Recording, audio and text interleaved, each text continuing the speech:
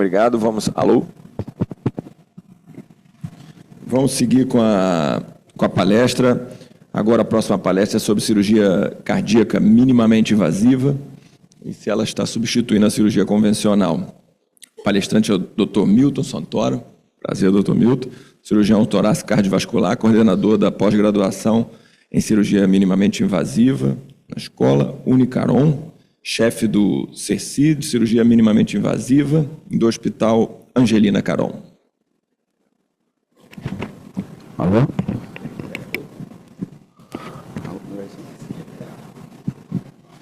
Inicialmente, eu gostaria de agradecer à comissão organizadora, né, pelo convite e a oportunidade de poder estar junto com vocês.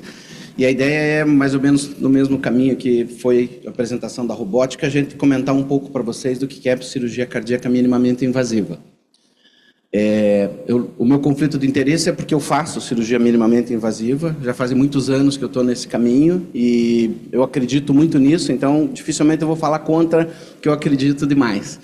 E eu tenho me envolvido também com o treinamento, então nós temos muitos cirurgiões hoje que têm trilhado esse caminho da minimamente invasiva e a gente tem podido compartilhar esses momentos e ampliar essa prática por todo o país, né? E atualmente eu estou à frente do serviço de minimamente invasiva do Hospital Angelina Caron.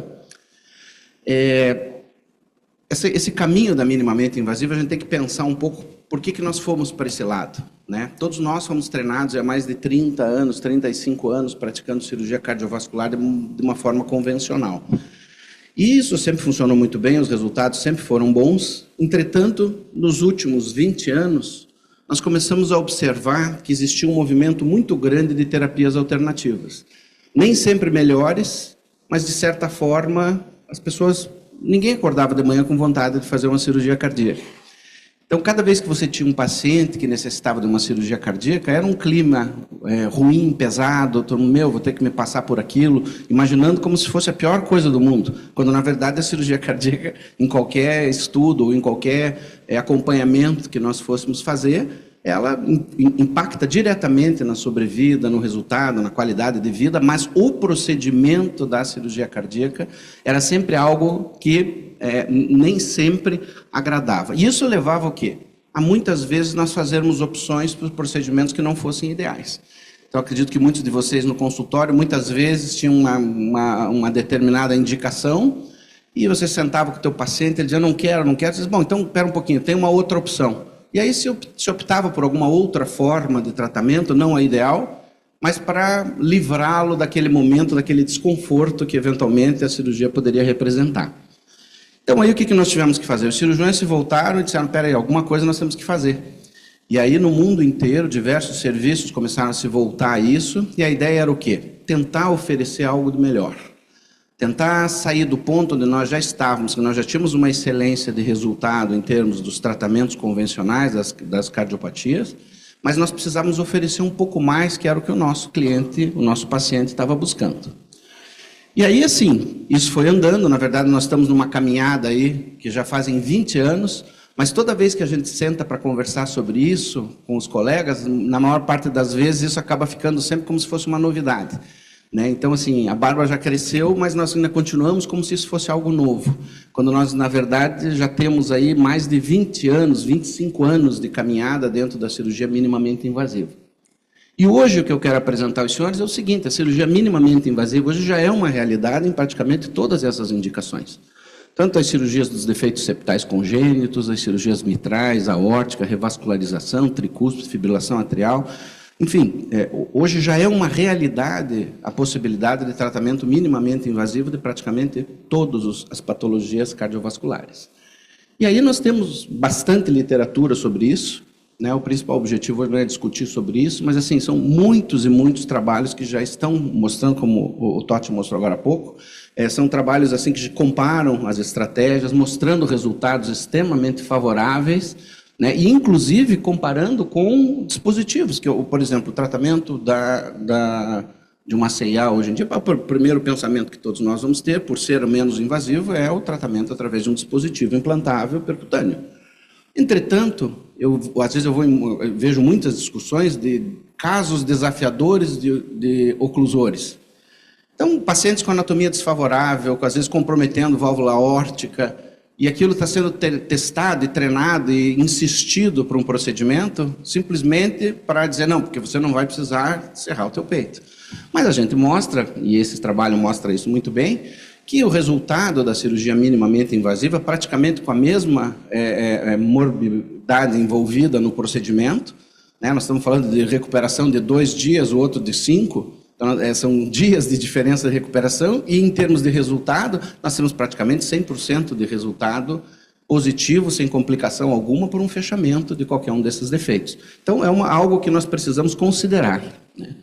Aqui nós temos alguns exemplos, né, do Forame, a gente sempre faz todos esses procedimentos minimamente invasivos, eles acabaram agregando muita tecnologia. Eu sou da época ainda que os cirurgiões operavam e a gente dizia, não, vamos abrir, lá na hora você decide o que precisa fazer. Então a gente fazia diagnóstico intraoperatório, a gente fazia coisas que hoje em dia não teriam nenhum cabimento.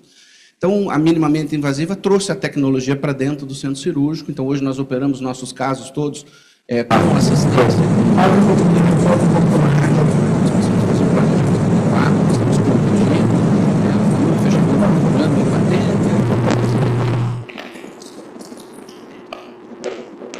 Interatrial extensa. E o grande resultado é esse. É uma incisão pequena, o cirurgião acaba tendo que se dedicar um pouco mais ao procedimento e abrindo mão do seu conforto. Mas assim, eu separei um caso de uma válvula mitral, até para que vocês possam ter uma ideia global do procedimento. Então, vocês vejam que o procedimento é idêntico ao que a gente faria numa cirurgia aberta. Para quem está familiarizado com a cirurgia via esternotomia, a visão que nós temos é exatamente essa. A diferença é que nós conseguimos essa mesma visão sem precisar submeter os nossos pacientes a tão famigerada esternotomia. O pinçamento aórtico, vocês vejam que nós conseguimos, inclusive, ter detalhes, às vezes maiores até do que a gente tem numa cirurgia convencional. Por quê? Porque você se dedica mais a isso. Vocês viram na apresentação da robótica, né, o detalhe de uma mamária numa dissecção. Claro que todo mundo sabe fazer uma dissecção e preparar um enxerto de mamária, mas quando você enxerga mais, você acaba fazendo melhor, porque você consegue dar um detalhamento, uma delicadeza, e isso tudo se compõe em diminuição de trauma. Eu brinco sempre com alguns colegas assim, que assim, eu tenho pensado muito nisso. Eu acho que a gente precisa começar a criar uma unidade de avaliação. A gente precisaria de um trauma coin para a gente avaliar o quanto vai custar cada coisa que nós propomos para um paciente nosso. E a gente tem que ter isso em mente, que sempre nós precisamos ofertar o resultado excepcional, porém, com o mínimo de trauma possível.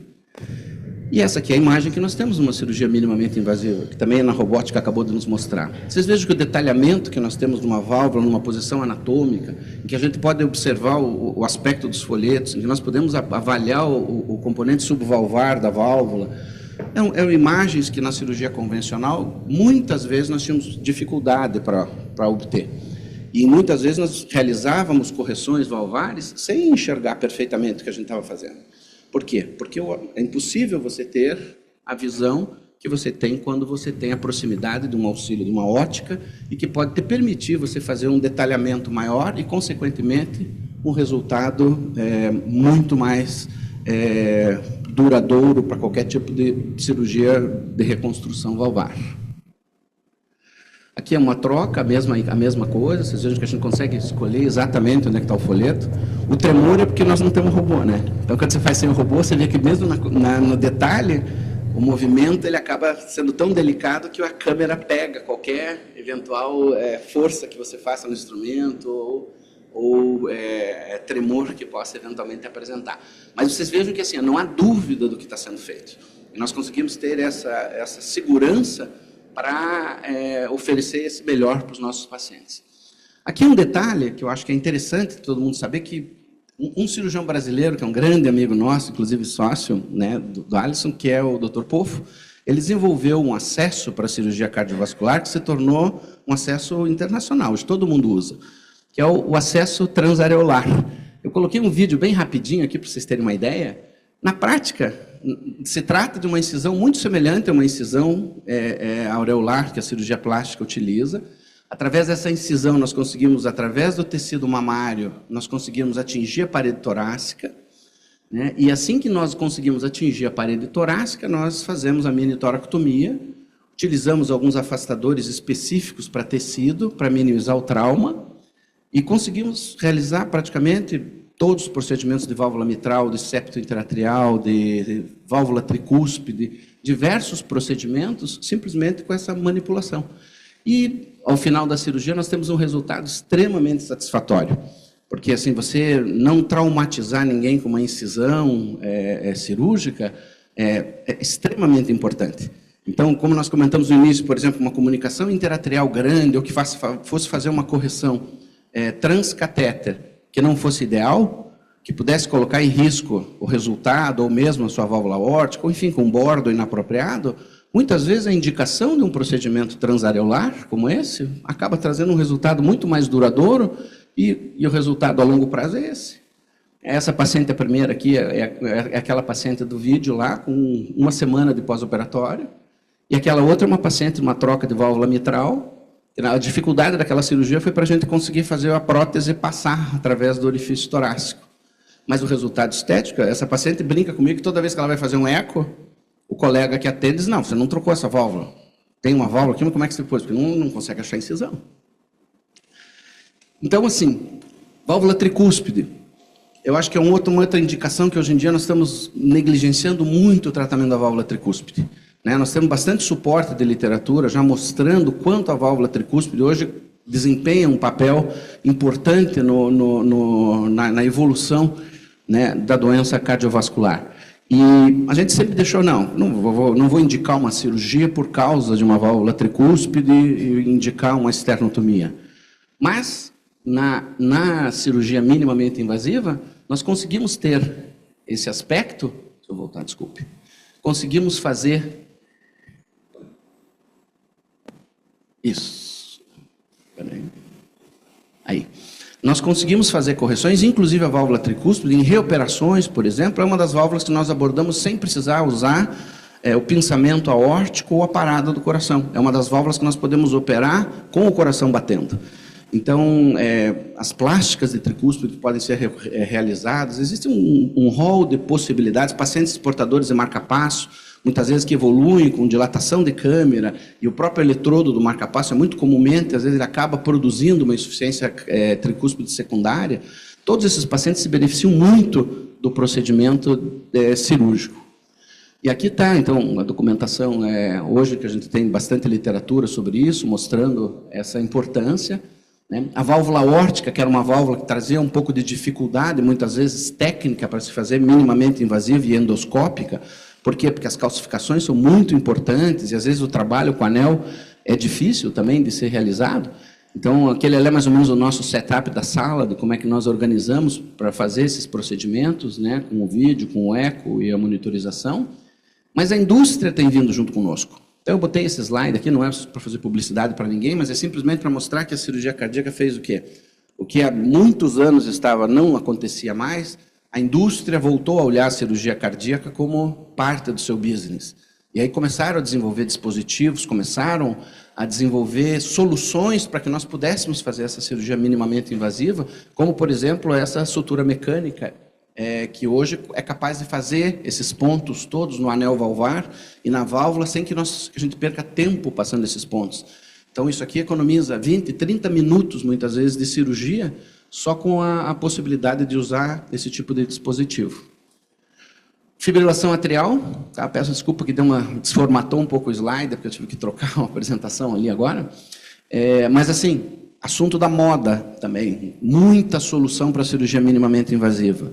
Hoje não há mais justificativa para a gente deixar um apêndice atrial aberto, produzindo coágulo, ou às vezes um doente com dificuldade para manutenção da anticoagulação, quando nós temos dispositivos que são excepcionais para fazer esse fechamento, por via toracoscópica, minimamente invasiva, associado ou não com o tratamento definitivo, com a crio ou com a radiofrequência.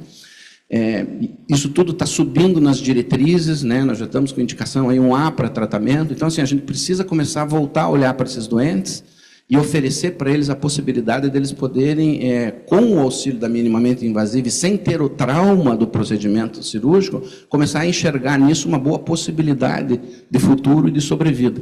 Então, são esses os dispositivos, as pinças que acabam fazendo a oclusão atrial. Ali na tomografia vocês veem a pré e pós, mostrando já o clipe aplicado e o átrio corrigido. E na área da revascularização, então, eu fiz questão só de trazer alguns autores, só para a gente ver. Nós estamos falando, esse é um trabalho de 1996, do Dr. Calafiore, já mostrando a experiência na revascularização do miocárdio minimamente invasiva. Depois, o Dr. Maguin, no sul da Flórida, também com 500 casos, aí, em 2009, nós estamos falando disso. Para frente, agora mais atualmente, o Mark em Ottawa, no Canadá, com umas séries enormes também, todos eles mostrando a fizibilidade da cirurgia de revascularização do miocárdio, principalmente usando enxertos arteriais e com resultados excepcionais comparáveis ao da cirurgia convencional. E aí, o que eu penso? Naquele início da nossa conversa, quando nós estivermos à frente de uma descendente anterior, nós temos que considerar muito seriamente a possibilidade dela ser revascularizada com enxerto arterial. Nós não podemos nos seduzir, muitas vezes, porque o resultado não é igual. A gente sabe que o resultado do tratamento cirúrgico com enxerto arterial da descendente anterior tem resultados a longo prazo absolutamente distintos do tratamento percutâneo. Isso não se aplica a todos os vasos. Então, um outro conceito que hoje nós temos muito claro é da cirurgia híbrida. Eu tenho muitos pacientes nossos que são submetidos à revascularização com 1 ou 2 mamárias e complementam o tratamento com a angioplastia. Por exemplo, eu não colocaria uma veia safena numa coronária direita, tendo um serviço de hemodinâmica numa artéria de bom tamanho. Eu sei que o resultado da angioplastia vai ser melhor do que o resultado de uma ponta de veia. Agora, eu também não gostaria que botasse um stent longo ou metalizasse uma descendente anterior, quando nós temos a possibilidade de, em 2 dias de internação hospitalar, a gente poder revascularizá-la minimamente invasiva. Na nossa experiência, lá o que está acontecendo conosco é assim, sempre se falava de cirurgia minimamente invasiva como dos casos ideais, A menina de 15 anos, o rapaz magro, alto. E, na verdade, o que está acontecendo hoje, que nós estamos percebendo, é assim, como nós diminuímos o trauma, quem mais tem se beneficiado dos nossos procedimentos, são os pacientes mais graves. Quer dizer, como é que é o pós-operatório de um paciente, um grande obeso como esse, com uma esternotomia na UTI? Não vai ser um pós-operatório tranquilo, não vai ser uma evolução tranquila. Então, esse paciente, por exemplo, é o que recebe uma vascularização com essa qualidade de margem. Tudo que tem avaliaria o caso, na verdade, nós tiramos isso para realizar o procedimento. As técnicas de anastomose todas, nós temos imagens de anastomose como a gente não teria numa situação normal. E aqui é um dos casos com dupla mamária. A gente normalmente usamos essa configuração de mamária direita para descendente anterior e a mamária esquerda para algum outro ramo lateral. Então, mas é uma possibilidade desse paciente, por exemplo, se ele tiver doença de coronária direita, ou o que for, é um candidato para complementar isso com uma angioplastia. E aí a gente consegue oferecer para os nossos pacientes o melhor dos 2 mundos. Essa é uma, vou passar rápido, só é um caso que nós iniciamos o programa de robótica, uma revascularização totalmente robótica, onde até a anastomose foi feita robótica, mas foi uma experiência inicial que nós vamos agora retomar a partir do próximo ano, mas vocês já tiveram uma boa experiência do quanto a robótica pode fazer. Lembrar só, protocolo ERAS, minimamente invasivo, hoje já está dedicado, um protocolo ERAS já foi publicado, voltado especificamente para minimamente invasivo, então vocês veem o sinergismo dessa situação. Vou passar rapidinho só para complementar. E aí a pergunta, por que nós podemos avançar na minimamente invasiva e na robótica, se a gente sabe que isso vai custar menos ao sistema, quando avaliado inteiramente, quando ele atende o desejo dos nossos pacientes, coloca o cirurgião novamente nesse mercado tecnológico de desenvolvimento, aproximando da indústria e, principalmente, fortalece o Heart Team. Nós temos que começar a pensar nisso como tudo. Então, isso é como se fosse um sonho, mas o sonho ele só passa a ter importância quando a gente associa trabalho e dedicação a isso. Então, os rumos, a pergunta inicial, respondendo agora, os rumos da cirurgia cardíaca minimamente invasiva, eu acho que vão se tornar, nos próximos anos, como um procedimento de rotina. Em quase todos os pacientes, e apenas em casos isolados, eles serão operados por esternotomia. Lembrar que os pacientes podem ter visões muito diferentes do que a gente oferece para eles, achando que é o melhor, e muitas vezes o que eles realmente desejam ou precisam. E aqui, só para finalizar, esse é o agora 2 vezes.